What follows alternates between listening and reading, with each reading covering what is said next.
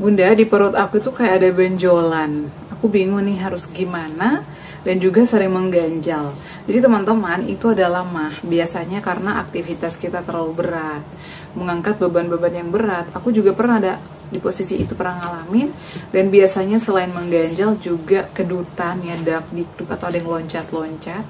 Aku juga pernah ngalamin kayak ada sesuatu di perut bagian kanan. Di sini aku bakal memberikan tips juga. Kalau sebelah kiri itu memang lambungnya. Jadi kalau misalnya lambung kita lagi terganggu, itu pasti kayak gasnya banyak dan kita ngerasain sesuatu yang nggak nyaman. Itu karena dari lambung kita yang belum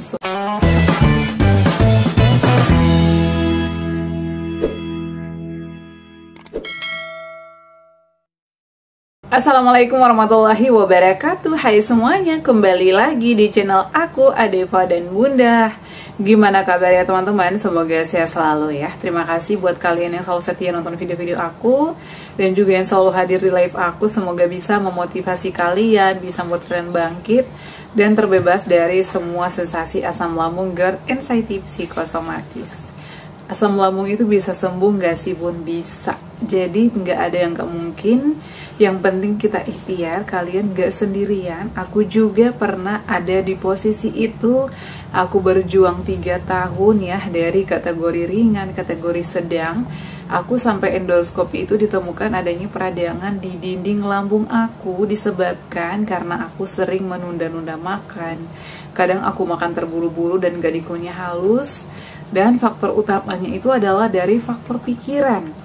Jadi meskipun kita itu teman-teman Bunda, aku itu udah mantap makanan, aku itu udah disiplin, tapi kalau misalnya pikiran kalian masih sulit dikontrol, itu bakalan sulit sembuh juga. Karena saat itu aku pemulihan pasca endoskopi di bulan September ya, sampai dengan Desember aku tuh pemulihan, konsumsi obat-obatan rutin, disiplin, tapi masih sering kambuh disebabkan pikiran aku itu selalu overthinking ya. Jadi aku itu anxiety teman-teman, kecemasan. Aku selalu berpikir hal-hal yang jauh yang belum tentu terjadi sama diri kita. Dan ini ternyata juga banyak dialami oleh penderita asam lambung, GERD, anxiety.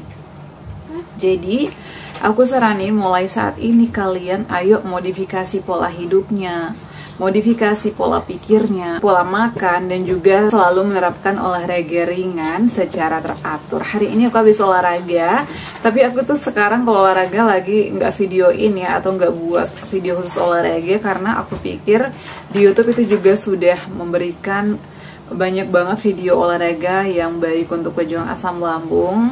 Mungkin next ya, kalau misalnya aku olahraga lagi aku bisa bikin video. Jadi itu aku yang penting stretching, kemudian treadmill, dan aku tuh selalu latihan pernafasan di pagi hari. Jadi meskipun saat ini ya, karena kita kan biasanya kurang gerak ya, dan juga terlalu banyak konsumsi minyak-minyakan atau gula berlebih, itu bisa membuat kita kadang lemas ya, kadang mau gerak aja susah. Aku tuh beberapa hari kemarin mungkin karena banyak konsumsi gula, jadi kayak badan aku tuh nggak enak, kayak berat aja. Aku berpikir oh ini karena aku kurang gerak, aku olahraganya palingan juga sebentar. Jadi hari ini aku ke lapangan, alhamdulillah setelah olahraga itu jadi fresh, jadi segar lagi. Jadi aku harapkan kalian juga selalu menerapkan olahraga secara rutin ya. Meskipun hanya jalan kaki, yang penting kena matahari pagi. Aku tuh biasanya olahraga dari jam 6 sampai jam 8. Selanjutnya aku nemenin anakku kadang take video. Di video kali ini aku bakal bahas pertanyaan dari beberapa orang yang sudah komentar, dan menurut aku ini wajib aku bahas agar aku memberikan beberapa tips. Bunda pernah gak sih ngalamin ini? Bun, perut saya kayak ada benjolan sama tenggorokan mengganjal terus.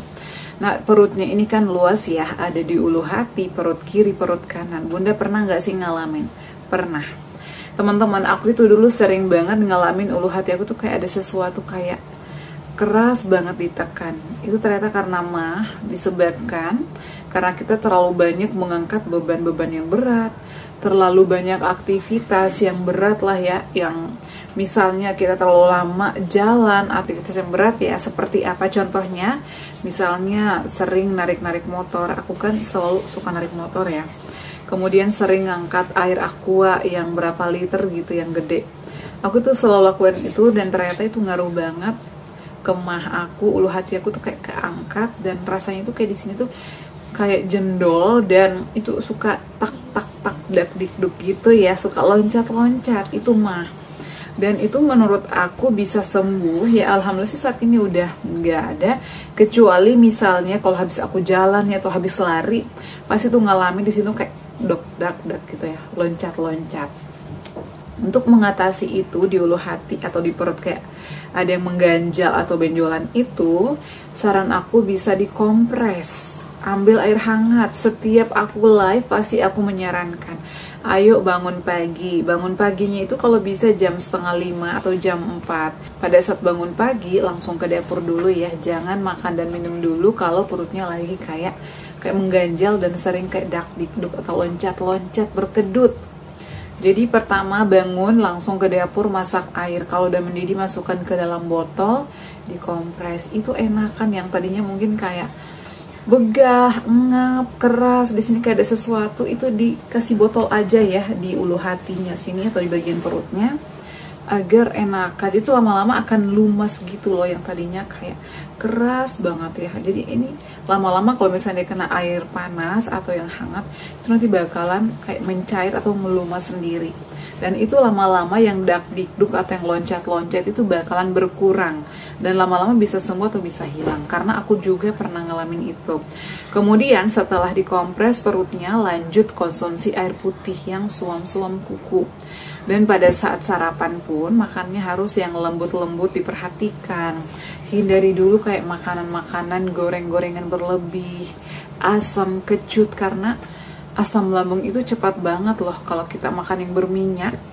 Itu cepat banget naiknya, dan biasanya yang sensasi begah, engap, atau sendawa-sendawa itu cepat naiknya kalau kita makan yang minyak-minyakan berlebih, micin-micin berlebih, kayak gurih-gurih, ciki-ciki kalau bisa dihindari atau dikurangi, karena itu sangat mengganggu dan bisa memicu naiknya asam lambung. Kemudian kalau misalnya kayak di perut sebelah kanan nih bun, kayak ada sesuatu. Nah, aku pada saat itu juga ngalamin. Aku sampai berapa kali ya ke dokter, aku tuh ngalamin sakit perut sebelah kanan. Setiap dokter aku ngecek, ini gak ada apa-apa.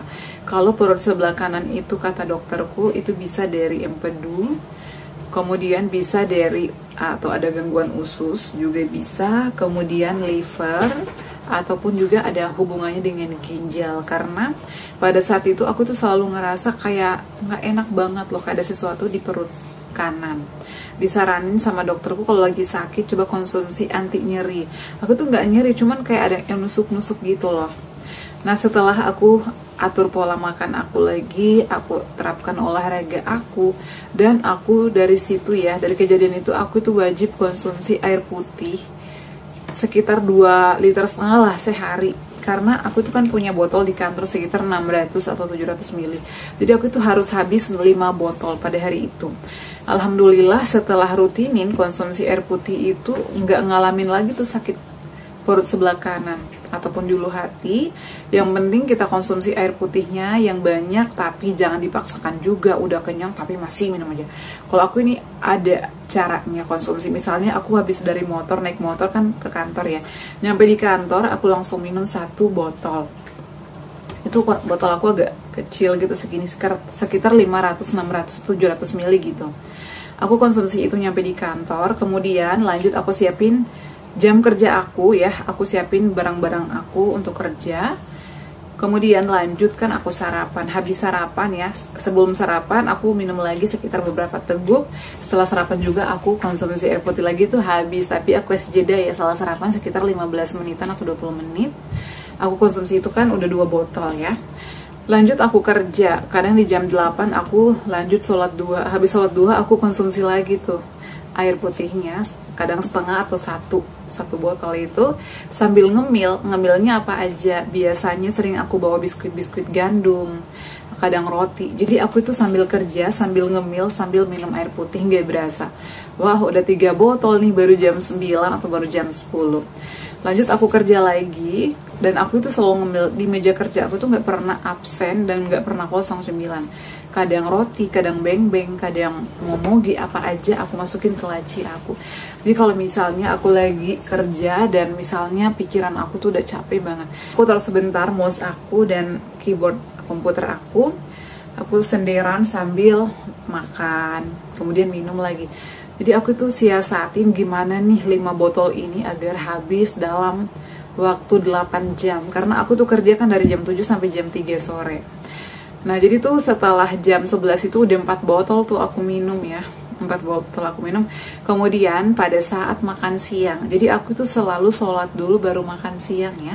Karena aku pikir kalau kita makan dulu baru sholat itu nanti bawaannya males, kayak capek, ngantuk. Kenapa? Jadi aku selalu sempatin sholat dulu, karena menurut aku sholat itu kan gak lama ya, palingan 15 menit. Habis sholat aku lanjut makan, dan habis makan kan kita minum lagi. Dari situ udah 4 botol setengah. Habis makan biasanya aku minumnya cuma sedikit ya, nggak sampai sebotol. Setelah makan aku ngobrol sama teman-teman, jadi nggak langsung tiduran. Kadang sambil ngobrol, sambil baca, ataupun cari artikel-artikel yang bermanfaat. Udah jam 1 ataupun udah jam 2, aku lanjut masuk kerja dan aku habisin air minum aku yang tadi. Jadi itu udah 5 botol. Aku itu wajib ya, makanya aku cari waktu gimana nih biar 5 botol ini habis. Dan menurut aku setelah aku rutin konsumsi air putih itu, aku tuh jarang banget ngalamin kayak suka capek. Enggak, karena mungkin aku juga dibantu sama konsumsi susu. Aku tuh selalu konsumsi susu SR Gomilku yang ini, tapi saat ini lagi kosong. Jadi aku konsumsi ini Gamamil karena ini bagus untuk tulang dan sendi. Jujur ya, aku tuh udah 30 tahun ke atas, jadi kadang merasa capek. Apalagi kalau kelamaan duduk, jadi aku wajib konsumsi susu ini 2 kali sehari, di pagi dan juga sore hari. Aku ini habis ngorder lagi, suamiku juga rutin konsumsi ini sih, karena dia itu kan stroke ya, suka lemes gitu loh tulang-tulangnya. Aku kasih ini, alhamdulillah dia bisa jalan dari sini ke Kemayoran. Alhamdulillah sih ada perubahan meskipun gak signifikan banget, tapi aku percaya sama Allah. Mungkin ya ada kesalahan-kesalahan di masa lalu sehingga suamiku belum sembuh.